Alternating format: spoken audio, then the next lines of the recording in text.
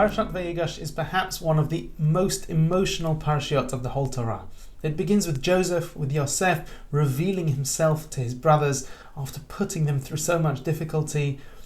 Then he sends for his father, so they send messengers for his father, for Yaakov, for Jacob, and he finds out, discovers that his son Joseph is still alive after all these years.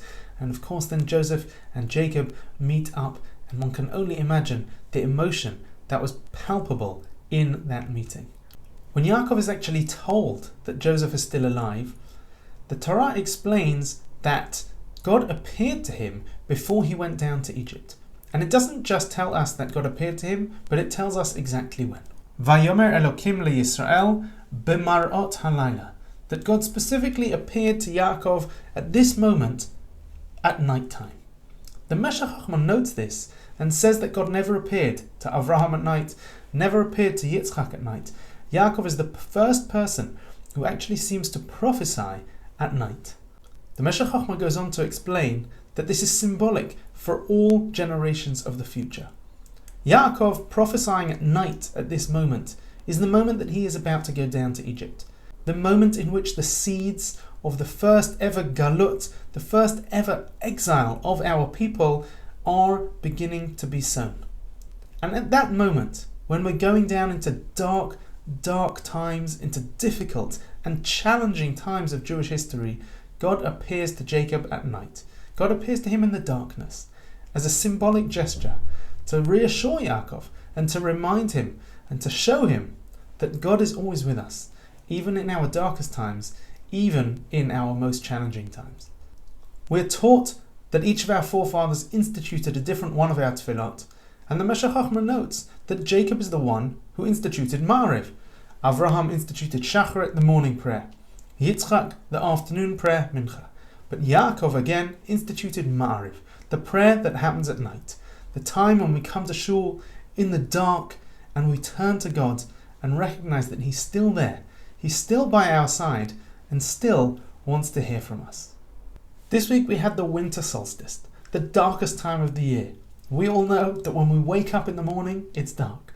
When we come home in the evening after work, it's dark. It's very difficult. Not only that, we're of course going through very challenging times, not just as a community, not just as a country, but an entire world, really going through difficult times in a sense of darkness. And it's important for us to remember that God is always with us, that there is still a hand there guiding us, that there is still an ear who wants to hear from us, and that there is still a feeling that somebody is watching over us, protecting us, is helping us through even these most challenging times, and bringing us, please God, to the other side, to the times of goodness and light that are ahead. The Meshech Chochmah points out one more detail, and that is that although Yaakov was the first person to prophesy at night time, and to prophesy outside of the land of Israel as well, he did so because he had already prophesied in the land of Israel before. And he was able to draw on that history, to be able to draw on those times of light, to be able to connect himself to his forefathers, connect himself to that rich history. And that was what ultimately was able to maintain that connection through the dark times and through the difficulty.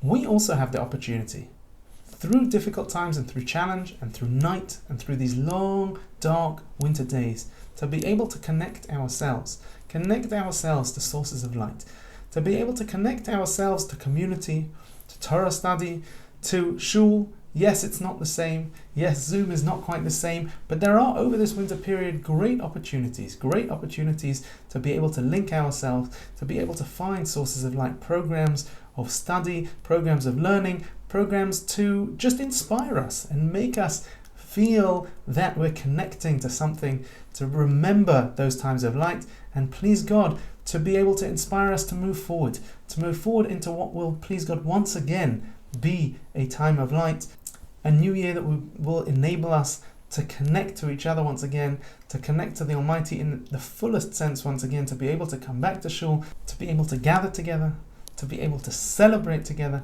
to be able to bring light together into the world. Shabbat Shalom.